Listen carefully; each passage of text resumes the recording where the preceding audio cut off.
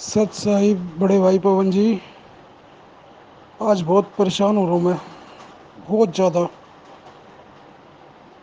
कारण ये है, 8 सितंबर से सब कहते हैं कि मैं ऐसे जुड़ा हूँ परमात्मा से, मैं ऐसे जुड़ा हूँ। लेकिन आज तक मैंने कभी किसी के मुंह से ये नहीं सुना जैसे मैं जुड़ा हूँ। ये नहीं सुना।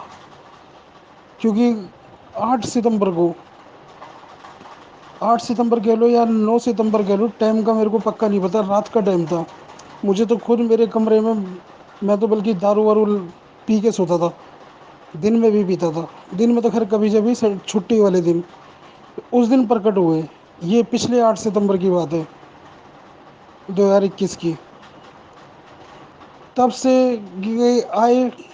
मेरे एक बाबा थे, वो इनकी छाती के अंदर समाये हुए थे, बिल्कुल पासपोर्ट साइज की फ़ोटो की तरह। क्योंकि मैं अपने बाबा को ही मानता था। और वो बताते थे, आज से 25-26 साल पहले उन्होंने मेरे को बताया था। बहुत छोटा था मैं जब, तब उन्होंने बताया था कि सतलोक के बारे में। वो सत साई बोलते थे। तो ये सब बातें मेरे दिमाग में थी। और जैसे इनके काफ़ी इनसे बातें मिलती हुई मैच। पर मुझे पता नहीं था, जब मेरे आंखों के सामने कोई चेहरा नहीं था, बस मुझे ये पता था कि वो सदगुरु बाबा बताते थे मेरे, कि सदगुरु है कोई। सदगुरु हैं, सदगुरु महाराज। वो सतलोक के राजा हैं, सतलोक के मालिक हैं। वो हैं असली शंकर के शंकर। और ये बताया कि दुर्गा जी के पति और निरंजन मतलब इनके पिता हैं, ब्रह्मा विष्णु के। इन तक के बारे में, और इसने क्या कुकर्म करा था ये तक मुझे बताया। पर मैं थोड़ा छोटा था, मैं ध्यान नहीं दे पाया। लेकिन मैंने वो बातें नहीं भूल पाया मैं, बड़े होने तक भी। बाकी तो मैंने काल वाले ही काम करे हैं। मारपीट, लड़ाई झगड़े, उल्टे सीधे, नशे पत्ते, जितने भी विकार है सब करे हैं, सब टोटल कोई नहीं छोड़ा। लेकिन मेरे लेकिन मैं कभी मंदिर पूजा वगैरह इसमें मेरा मन नहीं लगा। और मैं कभी भी अगर मुसीबत में होता या किसी भी चीज़ में होता तो मैं वो ही करता था। बस सतगुरु महाराज हैं सारे भगवानों के भगवान। मेरे दिल में ये बात घर कर गई थी। बस मैं उस पर चलता रहा, थोड़ा बहुत जो भी चलता रहा। और उल्टे विकार, उल्टे काम करता रहा। फिर ये 8 सितंबर को प्रमाण लेकर मेरे बाबा इनकी समाये हुए थे। ये बातें मैं आज इसलिए कर रहा हूँ क्योंकि आज मेरी परमात्मा से भी झगड़ा हो गया। बहुत झगड़ा हुआ है। गलती मेरी है सारी। चिड़चिड़ा हो गया मैं। बल्कि आप ये कहते हो ना, मैनेजमेंट काल के दूत हैं, नहीं। आज तो ऐसा लग रहा है कि साक्षात काल मेरे अंदर ही समाया हुआ है। मैंने परमात्मा से झगड़ा करा है अभी। और मैंने बोल दिया, मैं ना तो मैं तुम्हारी भक्ति के लायक हूँ, और ना मैं, कुछ भी हो जाए, आपकी बात में दम है, आपको मैं पहचान गया हूँ, सब कुछ है। क्योंकि आपके वो सुन के मैंने सिर्फ, जब मैंने देखा कि मेरे कमरे में जब ये आए थे, तो मैं बाबा को देख रहा हूँ और इनको देख रहा हूँ।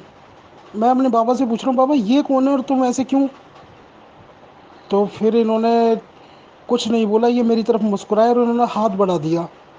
जैसे ही इन्होंने हाथ बढ़ाया, मैं इनके पास चला आया और इन्होंने मेरे को सीने से लगा लिया और मैं लग भी गया। और ये बिल्कुल हकीकत की बात है। और जब मैं इनको फिर उसके बाद, चलो ठीक है, जब मेरी आंखों के बाद में अंधेरा सा छा गया और मैं ढूंढ रहा हूँ कि ये कौन थे भी जो आए थे। और मैं अपने बेड पे से खड़ा हुआ था। मैं इसे सपना नहीं बोल सकता। फिर उसके बाद मैं दिन में भी पीने लग गया, 8 सितंबर के बाद। क्योंकि मेरे दिमाग में एक टेंशन चल गई थी कि बाबा तो ठीक है, वो तो मेरे बाबा थे, पर ये कौन थे? और बाबा इस तरीके से कैसे आए इनके सीने में समाये हुए? जैसे हनुमान जी ने वो रामायण में दिखाया था ना, सीताराम की तस्वीर, ऐसे। मगर ये थोड़ी सी बगल में थे इनके। अब उसके बाद मेरे को फेसबुक पे फिर एकदम से 2-3 दिन तक मैं परेशान रहा कि ये आदमी कौन है। पता नहीं किसका ऐसे टच हो गया मेरे से, और इनकी तस्वीर आ गई। और जैसी तस्वीर आई, मैं एकदम से पहचान गया इनको। मैंने कहा ये थे वो जो सपने में आए थे। अब मैं अपने घर में बताऊं, सबको बताऊं, वो उस दिन रात को ही मैंने सबको बता दिया था कि ऐसे ऐसे कोई आदमी आया था मेरे सपने में। तो सपने में कह रहा हूँ, हकीकत में कमरे में। अब कोई यकीन ना करे, कोई कहे कि सपना होगा, मगर सपना, मेरे को ये नहीं पता कि सपना है कि नहीं। ऐसे कहानी हुई थी, मैं इनसे ऐसे जुड़ा हूँ। जुड़ा भी नहीं हूँ, जोड़ा इन्होंने मेरे को। तो ये तो क्लियर हो गई थी। उसके बाद फिर जब मैंने बात करी वहाँ पे फेसबुक पे, एक है लड़की, राखी प्रसाद नाम है उस बहन का। तो उससे बात करी, मैंने कहा ये कौन है, जो मेरे को फेसबुक पे दिखे थे। तो उसने बोला ये संत रामपाल जी हैं, और ये ऐसे ऐसे बरवाला में इनका मतलब आश्रम था। उसने बताया मेरे को। मैंने कहा तो अब कहाँ मिलेंगे, उसने मुझे बताया अभी तो ये जेल में है। अब मैंने कहा जेल में, मेरे को फिर टेंशन हुई थी। मैंने कहा जेल में कैसे हो सकते हैं, ये तो साक्षात मेरे कमरे में आ गए, मुझे सीने से लगा के गए हैं। उसको बताया बताया मैंने। उन्होंने कहा ये तो बहुत अच्छी बात है। और उसने अपने वहाँ पे मैनेजमेंट वालों को सबको बताया होगा किसी को, क्योंकि उससे फिर मेरी बात होती रहती थी उस बहन से। अब उसको मैंने चलो बता दिया, उससे बात हो गई, कोई बात नहीं। तब मेरे को इनका थोड़ा सा पता चला, फिर मेरे को आपका पता चला, शंकर दामोदर, वो वीडियो भी आ गई। मैंने फिर उस आपको फ़ोन भी किया था 3 4 बार, लेकिन आपने वो फ़ोन उठाया नहीं था किसी वजह से। तो मेरे को ऐसा लगा, मैंने कहा यार ये बंदा कौन है, शंकर समाधान वाला, और फ़ोन भी नहीं उठाता। मेरे मन में तो उस टाइम ऐसे ही आ रहा था, मुझे नहीं पता था आप इतने बिजी रहते हो, और आपको और भी बथेरे इतने फ़ोन आते रहते होंगे। मुझे तो ऐसा लग रहा था कि बस आपने फ़ोन डाला और मैं करूँगा और हो जाएगी बात। फिर उसके बाद मैंने उसको, राखी प्रसाद को, उस बहन को बात बात करी। मैंने कहा ये जो शंका समाधान है ये भी इनका गुरुजी के ने ही खोल रखा है, गुरुजी के ही मतलब वो है। तो उसने बताया कि नहीं नहीं, पवन दास और संजय, इनकी तो, ये तो गुरुद्रोही हैं, और इनका तो नाम लेना भी मतलब पाप है। मैंने कहा नहीं, वो तो मतलब शंका समाधान इनका ही आता है, और मैंने तस्वीरें भी देखी है उनकी वीडियो की। लेकिन वीडियो नहीं देख पाया था मैं जब तक आपकी, सिर्फ नंबर निकलवा लिया था मैंने बच्चों से बोल के। फिर उसके बाद ये उसने जब ऐसे बोला तो मेरे मन में ये आया, अच्छा। फिर उसने ये भी बताया था कि हमारा तो नाम खंड हो जाता है, इनका, इनकी शक्ल भी देख लें तो, और हमारे गुरुजी का आदेश है, और भी बतेरी बहुत सी उसने बातें करी। मैंने कहा चलो ठीक है, होता होगा। मैंने कहा लेकिन मैं तो अपनी प्रॉब्लम बता रहा था उसको कि तो मेरे को ये सिर्फ पता करना है कि ये जेल में कैसे हैं, ये तो अगर जेल में हैं तो ये मेरे पास कैसे आ गए, क्या चक्कर है ये, मैं समझ नहीं पा रहा हूँ। तो यही सब कारण जानने के लिए फिर उससे मेरी बात नहीं हुई। उससे मेरे को उसका जवाब तो बस उतना ही था कि भाई गुरु दुरोही है ये वो। फिर मैंने भी ख़त्म कर दी बात। फिर उसके बाद आपका वीडियो आया, तो सामने आया यूट्यूब पे, तो मैंने कहा चलो सुन ही लेता हूँ। लेकिन जब आपके उससे सुना, तो आपकी तो फिर आधी शंकाएं तो मेरी जब ही समाप्त हो गई, आधी से ज़्यादा बल्कि, आपकी वीडियो देख के। फिर फ़ोन तो करने की ज़रूरत नहीं पड़ी आपको मेरे को दोबारा। फिर मैसेज आ गया था कि हिसार में संगति है, और भी एक दो जगह थी, और आपने भी कहा था कि भाई एक दो जगह की संगत कैंसिल हो गई है। हम भी सब सारे भगत हिसार में जाना पसंद कर रहे हैं, क्योंकि गुरुजी वहाँ पर हैं। तो मैं भी आया था वहाँ पे शाम को। पर जब वो जो सुलेखा बहन से मिला, राजमल दास जी हैं उनसे मिला, तो वहाँ पे फिर कहानी कुछ वो रो रो की थी। आप जी वहीं पे थे, लेकिन वो उनकी वजह से आपसे भी मिलने को वो था कि मेरे को भी उम्मीद थी दिल से, एक मालिक ने ही प्रेरणा करी थी कि आप मिलोगे मेरे को। पर वहाँ पे कहानी समझ के मैं समझ गया था, फिर उन्होंने मना ही कर दिया था साहब कि नहीं, पवन जी नहीं आए।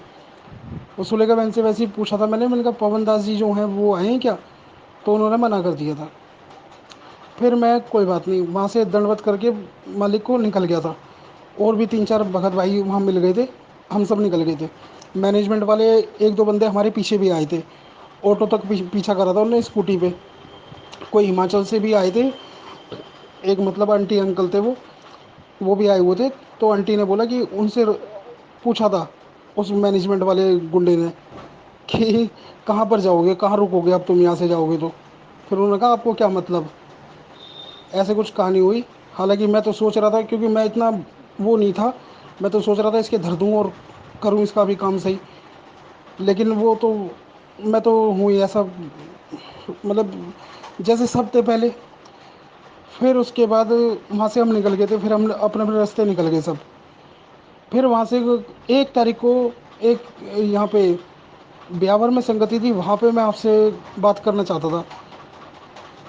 मैं ब्यावर गया, मेरे को पक्का नहीं पता था आप मिलोगे वहाँ, लेकिन मेरे को अंदर से थी प्रेरणा कि मिलोगे। मैंने कहा बाकी तो मैं मालिक तो का तो की संगत में तो जा ही रहा हूँ मैं, कोई बात नहीं, मालिक की संगत तो है ही, आपसे बात करूँगा, ये सब बातें थी।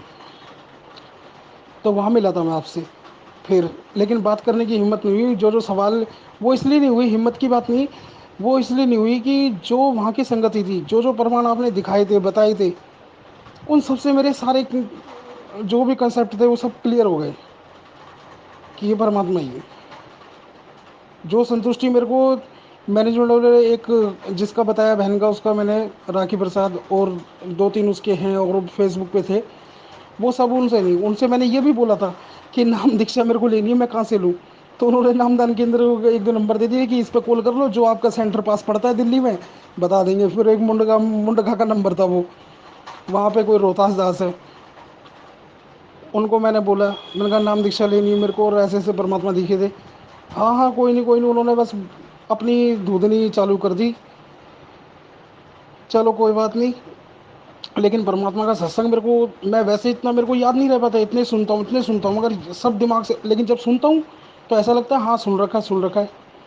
लेकिन अगर मैं वहाँ से 1 मिनट में ध्यान हट जाता तो यही नहीं समझ आता क्या सुना था। मगर एक सत्संग में मेरे को, जिस दिन मेरे को जाना था नाम दीक्षा लेने, तो मालिक का वही था कि वही वाला सत्संग जो आप भी दिखाते हो, कि दास के अलावा नाम देने का अधिकारी कोई नहीं है 21 ब्रह्मांड में, और जो जो भी ये सब ऐसे कर, इस पे पता नहीं मेरी बुद्धि कैसे अटक गई इस सत्संग पे। और कुछ दिन, 1 2 दिन बाद ही आपका भी वो मिल गया मेरे को। हाँ उसको मैंने राखी प्रसाद को फ़ोन करा, मैं कहा वो तो गुरु जी तो ये कहते हैं, तो उसने भी छूटते ही ये बोल दिया, लगता है आपने पवन दास जी की वीडियो देख ली है। मैंने कहा नहीं, परमात्मा खुद कह रहे हैं सत्संग में, कह रही ऐसा कुछ नहीं होता। फिर कुछ मेरे को अच्छा नहीं लगा कुदरती, फिर मैंने उन सब से ताल्लुकी वो कर दिया। मैं तो बस आपसे, आपकी वीडियो देख लेता हूँ, मेरे काम से हो जाता है। मगर आज जिस काम के लिए मैंने फ़ोन किया वो कुछ ज़रा अलग बात है। वो ये है कि मेरे से रात को बहुत गड़बड़ हो गई है।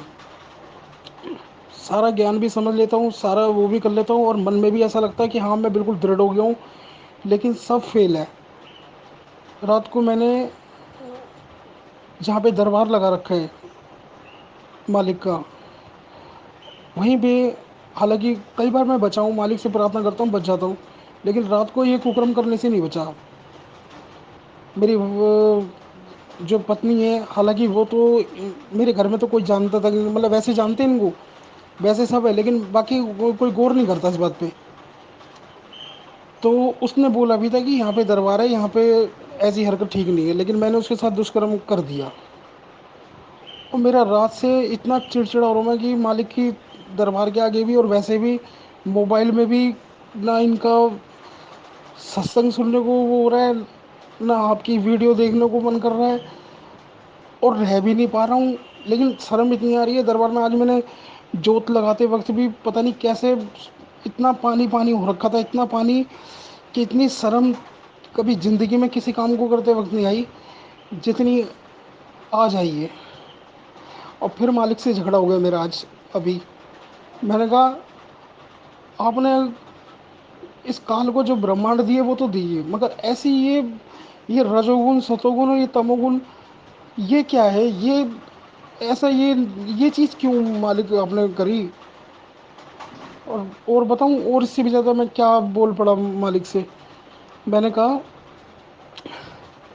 कि आपने, आप समर्थ हो, आप अंतर्यामी हो, घट घट की बात जानते हो, ये प्रमाण दे, मैं मान गया हूँ, लेकिन आप इस काल की भी तो जानते होंगे। जब ये आपने ये अंडा बनाया और जब करा कि छोड़ा था, तो आपको पता होगा वो क्रोध में आके जो भी है, परम अक्षर ब्रह्म, जो भी उसके कारण ऐसा होगा। और फिर ये आगे जाके 70 70 युग तपस्या भी करेगा, और ऐसी ऐसी चीज़ें, तो ये चीज़ें क्यों दी आपने, आप सब कुछ जानते थे। इस कारण से बहुत परेशान हो रहा हूँ मैं, मेरा कभी कभी तो मरने को मन कर रहा है आज, या फिर बड़ा दुखी होके बोल रहा हूँ कि परमात्मा कुछ ऐसा करो कि मैं भूल जाऊँ आपको, मुझे नहीं रखना याद। क्योंकि मैं तो,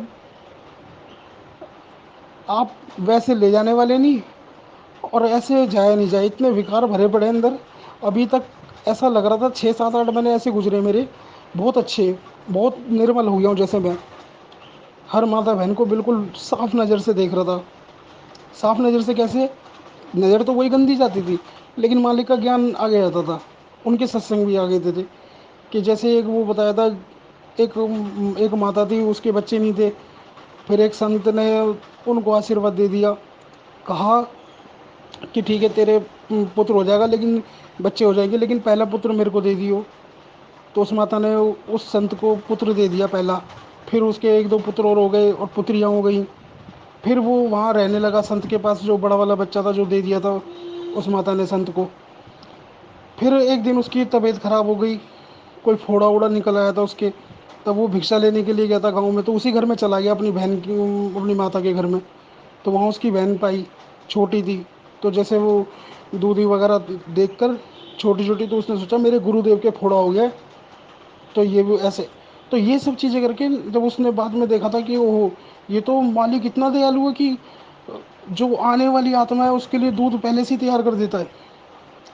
ये सब बातें सोच के, और मैं अपने आप को साफ निर्मल कर लेता था, हो जाता था। लेकिन जो रात को मैंने कुकर्म करा है परमात्मा के दरबार में, परमात्मा को जैसे ही याद कर रहा हूँ तो नहीं बन रही बात। बहुत दुखी हो रहा हूँ, परेशान हो रहा हूँ। बड़ा, मैं कह नहीं सकता क्या हाल हो रहा है मेरा। बंदी छोड़ सतगुरु रामपाल जी भगवान की जय हो। सत साई भगत जी, आपने इस ऑडियो में सारी बातें बताई हैं शुरू से लेके अंत तक। और वर्तमान में काल प्रेरणा से आपसे जो गलती हुई है अपनी ही पत्नी के साथ में, परमात्मा के दरबार वाले कमरे में ही आपने जो पति पत्नी संबंध स्थापित किए, उसको लेके अंदर से कहीं ना कहीं आप जी विचलित हो रहे हैं और आपके अंदर तरह तरह के विचार उत्पन्न हो रहे हैं। आपने परमात्मा को भी भला बुरा कहा, बहुत सारी बातें आपने बताई। आप कह रहे हैं कि मैं भक्ति भूल जाऊं, भगवान को भूल जाऊं, ऐसे ऐसे विचार आ रहे हैं। ये 4 दिन के विचार हैं भगत जी। ये केवल काल प्रेरणा से 4 दिन के विचार हैं। आप कुछ ना करो, चुपचाप बैठ जाओ, 5-6 दिन बाद में फिर आप इसी भक्ति पे आ जाओगे। आपके पास दूसरा ऑप्शन ही नहीं है। धर्मदास को परमात्मा मिले मथुरा में और गीता जी का ज्ञान समझाया, हकीकत बताई। उसके बाद में धर्मदास जी ने परमात्मा के साथ में उल्टे सीधे सवाल जवाब किए, परमात्मा अंतर ध्यान हुए। अंतर ध्यान होने के बाद में धर्मदास को पश्चाताप हुआ। और क्या बताया गुरु जी ने कि धर्मदास ने कहा कि परमात्मा पहले वाली तो भक्ति करने का जी नहीं करता बिल्कुल भी, क्योंकि आपने इन देवी देवताओं की जड़ समझा दी और आप हो गए अंतर ध्यान, आप मुझे मिल नहीं रहे, आगे का रास्ता मुझे कौन बताएगा। तो धर्मदास बीच में अटक गया। तो ठीक इसी प्रकार भगत जी, ये जो काल है ना, ये मन रूप में हर आत्मा के साथ में है, हर शरीर में है। और काल का तो काम है वो अपना काम करेगा पूरा। भगवान का काम है हमारे को भक्ति से जोड़ना, हमारे को नाम उपदेश देना, हमारे को सद्मार्ग बताना, आगे बढ़ने की सत प्रेरणा देना। और काल का काम क्या है? परमात्मा के बताए गए मार्ग के विपरीत चलने की कुप्रेरणा करना। भक्ति में हमारा मन ना लग जाए इसलिए हमसे कोई न कोई कुबद करवा देना, हमारे मन में तरह तरह के कुविचार उत्पन्न कर देना। काल हमें अशांत करना चाहता है, काल हमारे को विचलित करना चाहता है कि इस भगवान की भक्ति को हम सीधे सीधे ना कर लें। तो इसमें भगत जी विचलित होने की जरूरत नहीं है। काल का जो काम है वो काल कर रहा है, लेकिन आपको उस काल के ऊपर विजय प्राप्त करवाने के लिए, उस काल की इन सूक्ष्म चाल को काटने के लिए भगवान ने जो तत्व ज्ञान रूपी अस्त्र शस्त्र दिए हैं, आप उनका भी तो प्रयोग करो। आप काल के हथियार से तो आप जी घायल हो गए, लेकिन भगवान ने उपचार के लिए भी तो तत्व ज्ञान दिया है, उसका भी तो भगत जी प्रयोग करो। काल ने अपना काम कर दिया, अब परमात्मा ने हमें जो समाधान दिए हैं उनका भी तो प्रयोग करो भगत जी। ज्ञान आधार से समझो इन चीज़ों को।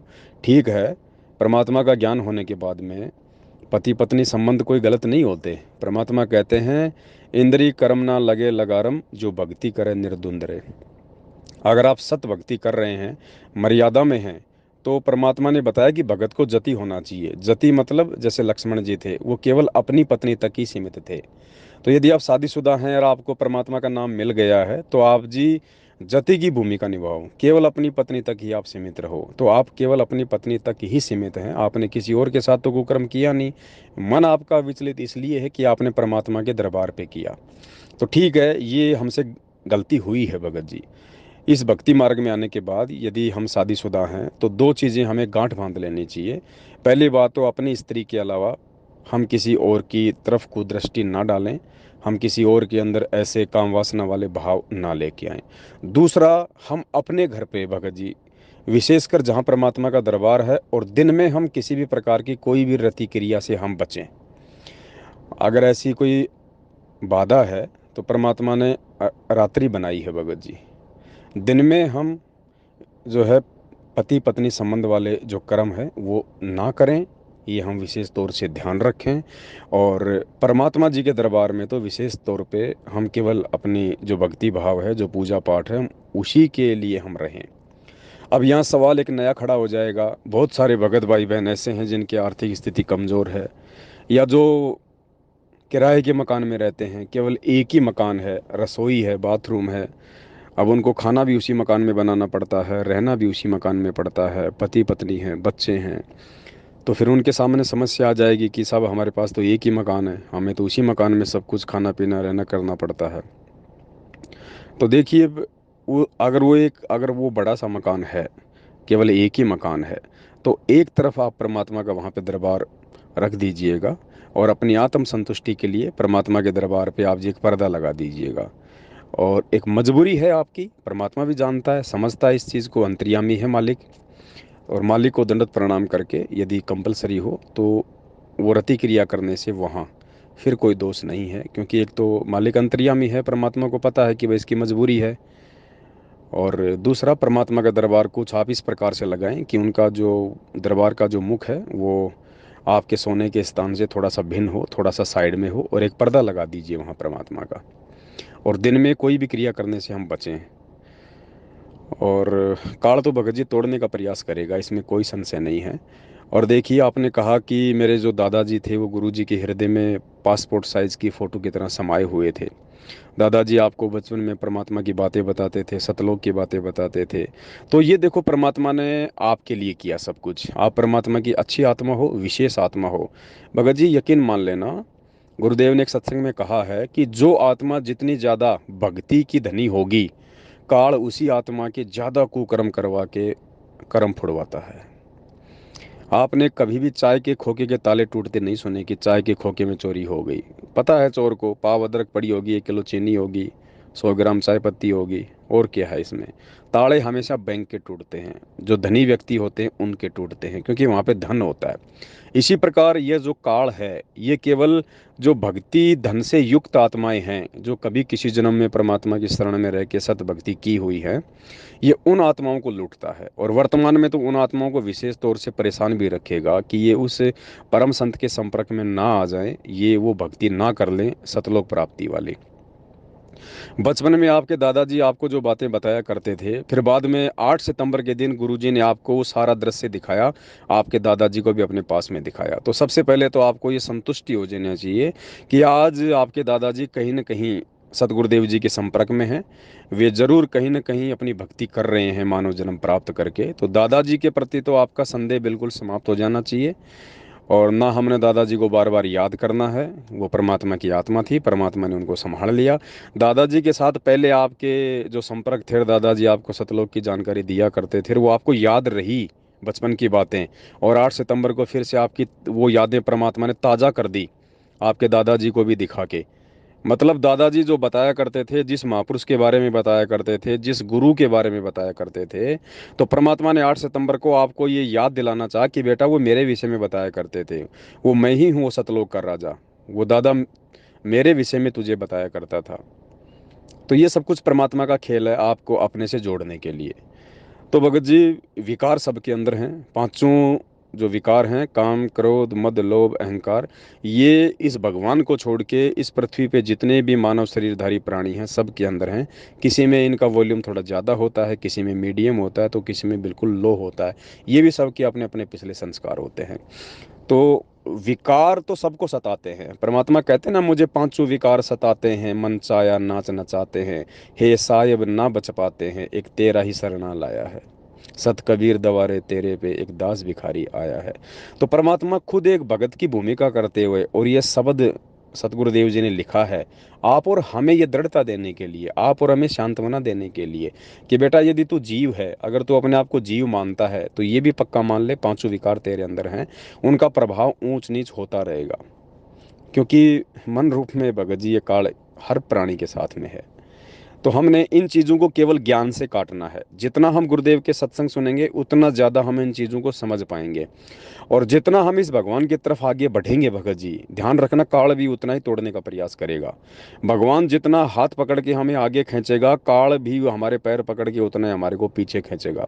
भगवान अपनी भक्ति दे के आगे बढ़ाएगा तो काल जो पांचों विकार हैं उनका दबाव बढ़ा के, आप पहले शराब पीते थे, आप पहले चोरी जारी करते थे, सारे कुकर्म करते थे, इस भक्ति में आने के बाद 2 4 5 महीने तो बिल्कुल शांत हो जाओगे आप, क्योंकि परमात्मा के आशीर्वाद का प्रभाव रहता है, सतगुरु के दर्शनों का प्रभाव रहता है, नई नई भक्ति से हम जुड़ते हैं, मंत्रों की जो क्रिया हमारे अंदर प्रतिक्रिया होती है।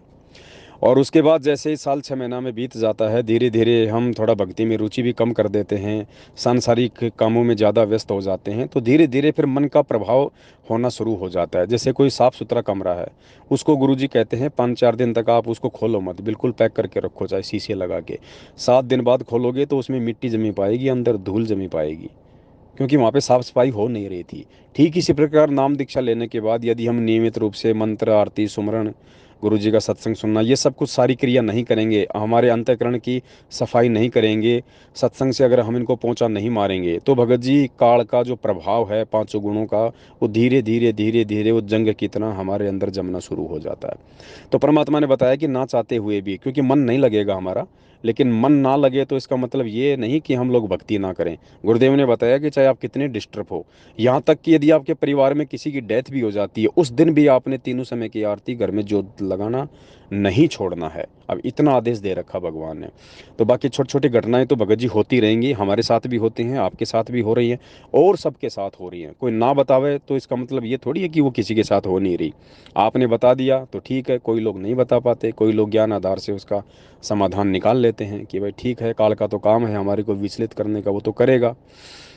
और सारी बातों की एक बात है भगत जी, परमात्मा आ गए हैं, भगवान धरती पे हैं, 8 सितंबर को ही आए हैं, आपको आभास भी करवा दिया, और उन्होंने अपनी भक्ति भी दे दी है भगत जी। अब अगर कोई कमी रहेगी तो भगत जी हमारे स्वयं की रहेगी। देखो, अगर भगवान सुख ही सुख दे देगा तो भी परमात्मा को पता है कि कोई भक्ति नहीं करेगा, क्योंकि मालिक की खुद की वाणी है, सुख के माथे पत्थर पड़े जो नाम हृदय से जाए, बलिहारी उस दुख के ऊपर जो पल पल नाम रटाए। भगत जी ये दुख ही हैं इस कलयुग में, वर्तमान में, जिसके कारण हम इस भगवान को जान पाए, पहचान पाए। ये दुख ही हैं जो हमारी आत्मा ने भगवान को पुकारा, क्योंकि सुखों में तो ना आत्मा भगवान पुकारती है ना मन पुकारता है, मन तो पुकारेगा कहाँ से। इसलिए परमात्मा कहते हैं सुख के माथे पत्थर पड़े जो नाम हृदय से जाए, और बलिहारी उस दुख के ऊपर जो पल पल नाम रटाए। वो दुख भला जिससे गुरु जी याद आते रहें, परमात्मा की भक्ति याद आती रहे भगत जी। अगर सुख दे दिए तो कोई भी इस परमात्मा की शरण में नहीं रहेगा, गुरु जी को पता है इस बात का। हम तो जीव हैं, हम तो सोच लेते हैं परमात्मा मेरा बस ये काम हो जाए, फिर तेरी भक्ति मैं अच्छे से करूँगा, डट के करूँगा, टाइम पे करूँगा।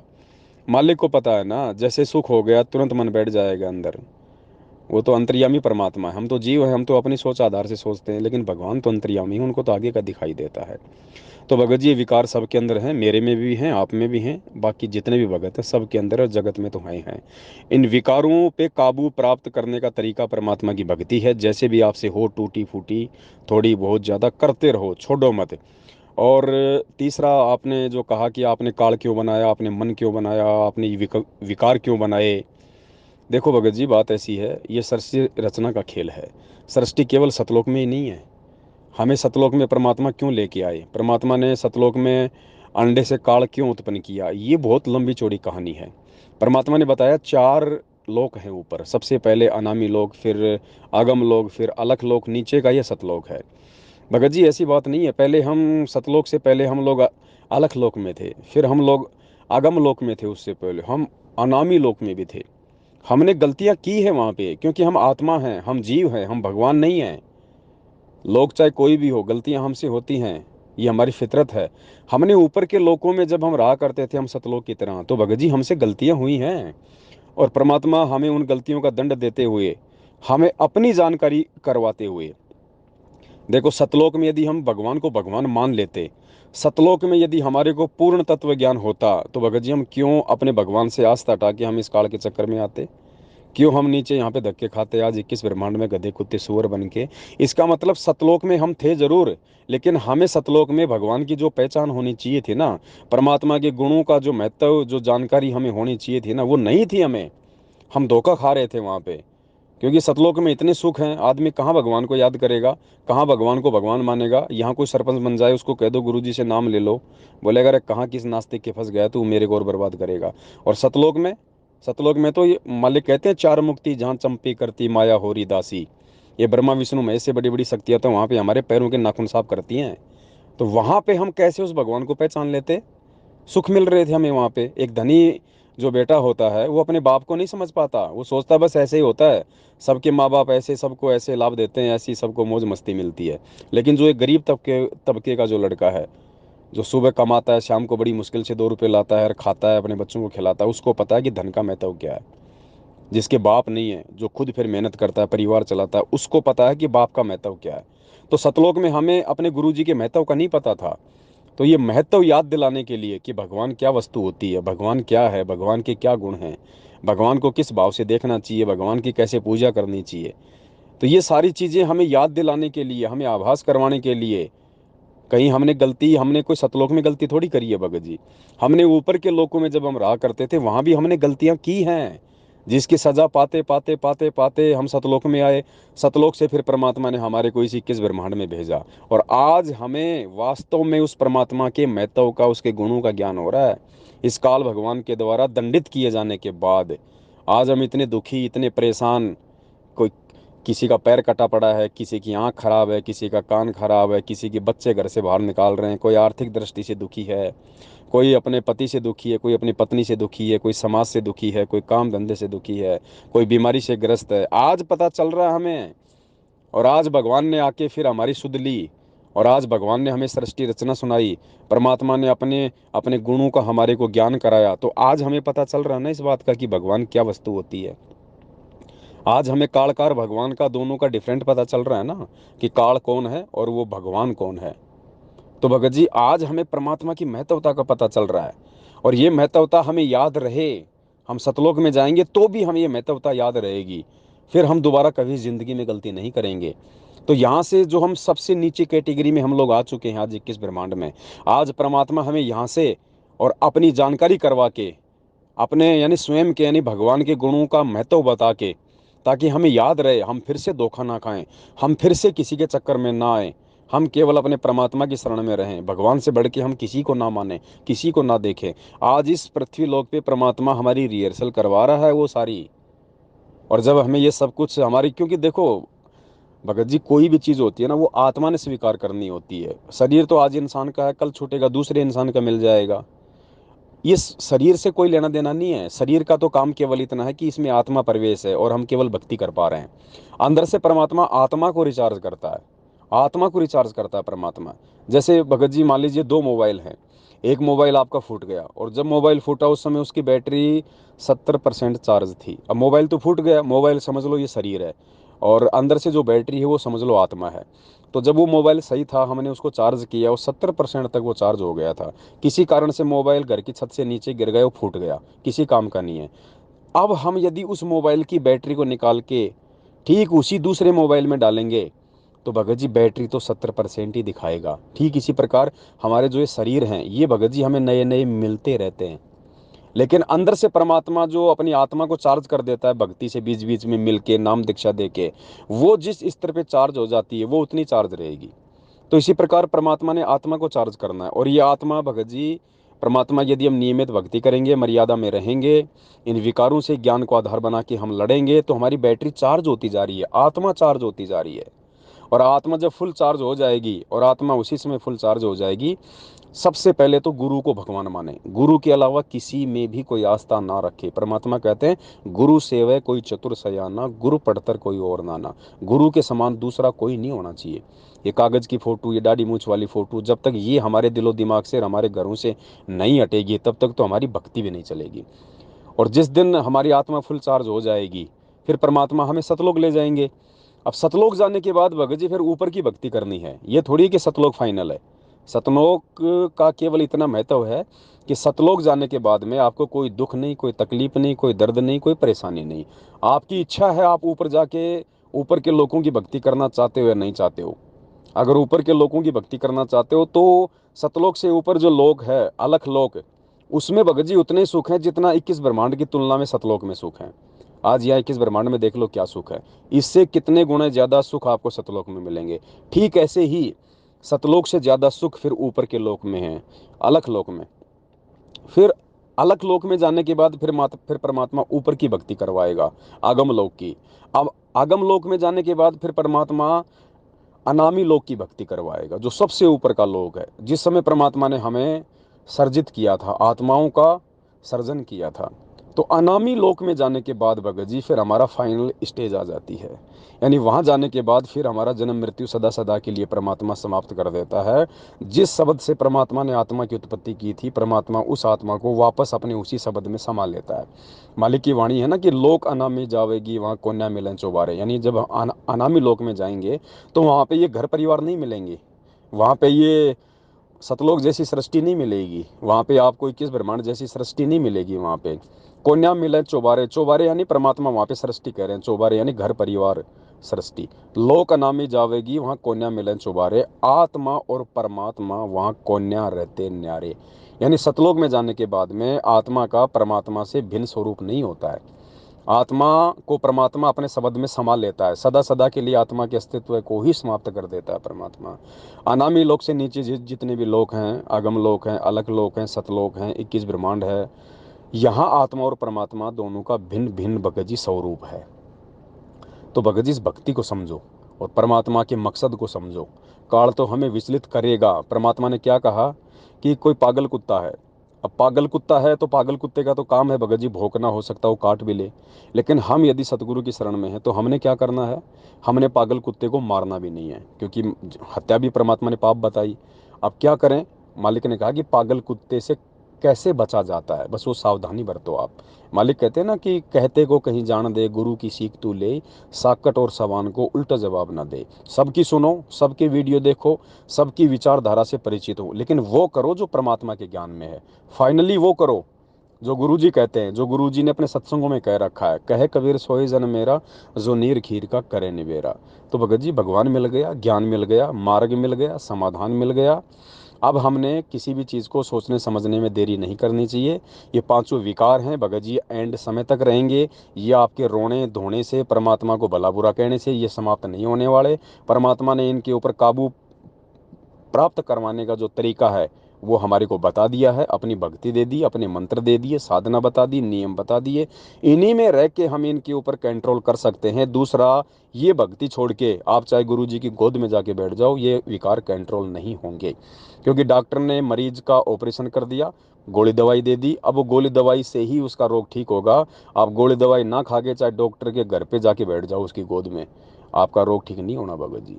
तो ये अध्यात्म है, तत्व ज्ञान है। आप साध संगत से आप जुड़े रहो, साध संगति से ही भगत जी आपको धीरे धीरे बातें समझ में आएंगी और आप अपने मन के ऊपर कंट्रोल कर पाओगे। अन्यथा भगत जी मैनेजमेंट के साथ दोगे या मैनेजमेंट की संगति करोगे, उनके नामदान केंद्रों पे जाने की भी सोचोगे, कहीं उनको अनजाने में भी दान धर्म कर दिया तो भगत जी उसका उल्टा प्रतिफल होगा।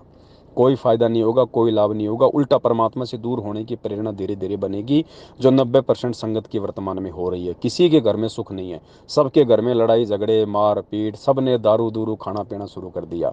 हैरानी की बात है, रोहतक से जिन जिन लोगों ने ये सारा नाम लिया है फर्जी 2018 से, आज उनमें से 70% लोगों ने भगत जी नशा करना शुरू कर दिया, लड़ाई झगड़े करने शुरू कर दिए उन्होंने। अकाल मौत हो रही है उनके घरों में, क्योंकि वो समझ ही नहीं पाए। साथ संगति से जुड़े बिना आप जी लाख जन्म भी सतगुरु रामपाल जी भगवान को नहीं समझ पाओगे भगत जी। और सतगुरु रामपाल जी भगवान इस भक्ति की मूल है, नींव है।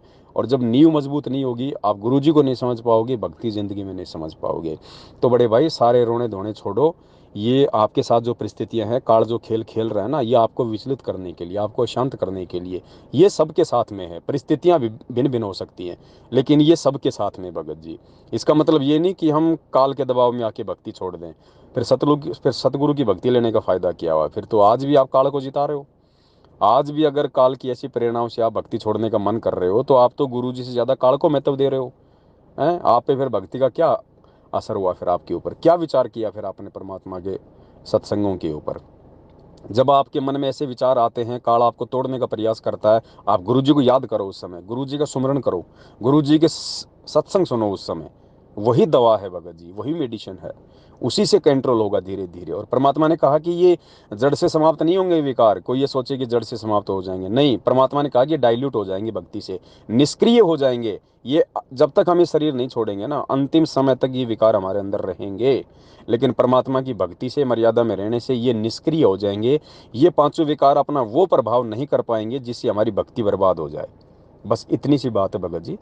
आपने जो भी कुछ कहा सुना, परमात्मा को सबसे पहले तो जाने अनजाने की उस गलती के लिए गुरु जी को दंडवत करके समयाचना करो कि परमेश्वर मैं तो दो कौड़ी का तुच्छ जीव हूँ, परमात्मा मेरी क्या औकात है, काल सिर पे बैठा है भगवान, आप दया नहीं करोगे तो कैसे मैं समझूंगा, सोचूंगा, मैं विचार करूंगा। परमात्मा मेरी इस महामूर्खता के लिए मुझे क्षमा करो।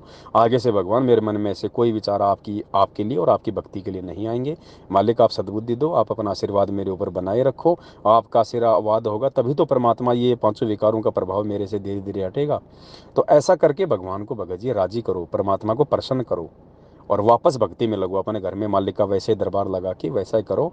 और जो जो क्रिया आपसे जो हो गई है, जो अपने घर पे दरबार के सामने अपनी पत्नी के साथ में, तो कोई बात नहीं भगत जी, जाने अनजाने में गलतियां हो जाती हैं, हम जीव हैं, काल भगवान का इतना ज़्यादा प्रेशर है, हम कई बार सहन नहीं कर पाते हैं। तो गलतियां हो जाती हैं, और गलती होने के बाद आपके अंदर जो पश्चाताप हो रहा है ना भगत जी, ये बहुत बहुत ज़रूरी है। आपके अंदर जो पश्चाताप हुआ ना कि मैंने परमात्मा के दरबार के आगे मैंने रति क्रिया की है, भगत जी ये पश्चाताप भी हमारे बहुत सारे पापों को काटता है। ये पहचान है।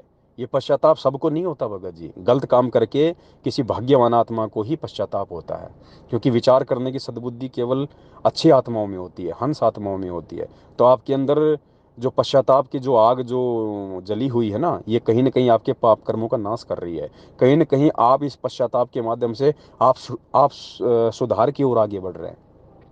क्योंकि जब आदमी पश्चाताप नहीं करेगा, आदमी विचार नहीं करेगा, फिर वो उस कर्म को सुधारेगा कैसे? सुधारेगा वही जो विचार करेगा, जो पश्चाताप करेगा। तो आगे हमसे ऐसी गलती ना हो, उसके लिए हम गुरु जी को दंडोत करके समायाचना करें। और आप इस गलती को भूल जाओ भगत जी। अगर आप इसको याद रखोगे तो बड़े भाई फिर आपके मन में वही विचार आते रहेंगे। ऐसी गलतियां हमसे भी हुई हैं, सबसे होती रहती हैं, आगे ना हो इसके लिए हम गुरु जी को हम प्रार्थना करें। ऐसा थोड़ी है कि नाम ले लिया तो हमसे गलती नहीं होगी। अगर ऐसा होता तो परमात्मा शुद्धिकरण की व्यवस्था नहीं करते। अगर नाम लेने के बाद कोई मर्यादा खंड ना हो तो परमात्मा शुद्धिकरण की व्यवस्था क्यों करेंगे? शुद्धिकरण की व्यवस्था क्यों की भगवान ने कि ये बच्चे नए नए हैं, काल इनको एकदम से भक्ति पे नहीं टिकने देगा, 100 प्रकार की इनसे गलतियां करवाएगा। ये भी इतना जल्दी ज्ञान को समझ नहीं पाएंगे, इनसे भी जाने अनजाने में बहुत सारी गलतियां होंगी। तो ऐसी ही ये एक गलती है, ये जाने अनजाने की कह लो। अगर आपको मालूम था इस बात का तो फिर ये काल भगवान के पांचों विकारों में जो रजोगुण का जो प्रभाव है उसकी अधिकता के चलते हुआ है। तो ये रजोगुण की अधिकता है, ये भगत जी नीचे आएगी तो परमात्मा की भक्ति से आएगी, परमात्मा से प्रार्थना करते रहने से होगी। और आपसे ये गलती हुई तो इसके लिए आप गुरु जी से समायाचना करो। और आगे से अब आपको ध्यान पड़ गया, आगे से हमने ये गलती नहीं करनी है। पति पत्नी अपना जो कर्म है वो करें, परमात्मा ने मना नहीं किया, लेकिन उसकी एक मर्यादा है भगत जी, उस आधार से हम करें। तो एक तो दिन में हम बिल्कुल भी रतिक्रिया ना करें, और दूसरा संभव हो तो परमात्मा के दरबार में हम बिल्कुल भी ना करें। अलग से जैसी भी अपनी व्यवस्था हो आप जी उसको जो है वो देख सकते हैं। बस दास की केवल इतनी सी प्रार्थना है। बाकी मन में अगर इस चीज़ का अगर मलाल रखोगे तो भगत जी ना तो भक्ति कर पाओगे और ना काल आपको ढंग से बैठने देगा। और कोई भी गलत कदम उठाने से पहले सोच लेना भगत जी, ये शरीर है तो भक्ति है, शरीर नष्ट हो जाएगा भक्ति नहीं होगी। फिर परमात्मा शरीर से भक्ति करवाएगा, आत्मा शरीर में प्रवेश है। कई बार मन में विचार आ जाते हैं ना, आत्महत्या कर लो मर जाओ, फिर क्या कर लोगे? फिर गधा बन जाएगा, फिर ये मानव शरीर भी नहीं मिलेगा। आज कम से कम मानव शरीर तो मिला हुआ है। तो उन गलतियों को भी साफ करने का मौका, उन कुकर्मों को भी साफ करने का मौका और भगवान को प्रसन्न करने का मौका केवल इस मानव शरीर से है। परमात्मा कहते हैं इस देही को देवालोचय सुर नर, मतलब देवता भी शरीर को प्राप्त करने के लिए रोते हैं। अब सोचिए शरीर का कितना महत्व है, और हम इसकी महत्वता को ना समझ के बात बात पे भगवान को दोष देते हैं, शरीर को नष्ट करने की बात करते हैं। आत्महत्या कर लो, आत्महत्या करके क्या करेंगे भाई? अगले जन्म में काल हमारे को गधा बना देगा, फिर कहाँ से भक्ति होगी? फिर कुमार के नीचे खड़े रहो 24 घंटे। तो भगत जी परमात्मा से समय याचना करो और इस चीज़ को भूल जाओ कि आपने ऐसा कुछ किया था। बस परमात्मा दयालु है। अगर आप भगवान हो तो फिर आपको पश्चाताप की आवश्यकता है। अगर आप अपने आप को जीव समझते हो तो भाई जीव से गलती होती है। आप अगर अपने आप को जीव ना समझ के अगर आप अपने को भगवान समझते हो, कोई अवतार समझते हो, जब तो बात अलग है। अगर आप अपने आप को एक 2 कोड़ी का जीव समझते हो तो 2 कोड़ी के जीव की कोई औकात नहीं भाई, उससे गलती होगी होगी। गलती होती इसलिए है कि वो सुधार करे, फिर आगे से उसको ठोकर लग जाए और आगे से दोबारा उसी जगह पे ठोकर खा के अपना अंगूठा ना फुड़वाए। तो ये परमात्मा हमारे को सद्बुद्धि देने के लिए कुछ घटनाओं को परमात्मा भी अंजाम दे देता है। आप ये ना सोचें कि हर गलती जीव ही करता है, कुछ गलतियां जानबूझ के परमात्मा भी करवाता है भगत को, आगे कोई और बड़ी गलती वो ना करे, इसलिए वो छोटी सी गलती से परमात्मा उसको समझा देता है। छोटी सी गलती से परमात्मा फिर उसको समझा देता है ताकि आगे चल के ऐसी कोई बड़ी गलती ना करे। तो मन में कोई दोष ना रखो भगत जी, जो हुआ है उसके लिए गुरु जी से समायाचना और आगे से बिल्कुल निष्पाप होके, बिल्कुल अपने मन में किसी प्रकार का कोई मलाल ना रख के परमात्मा की भक्ति पे वापस लगो। यही समाधान है और धरती पे कोई समाधान नहीं है। सत साहिब बंदी छोड़ सतगुरु रामपाल जी भगवान की जय हो।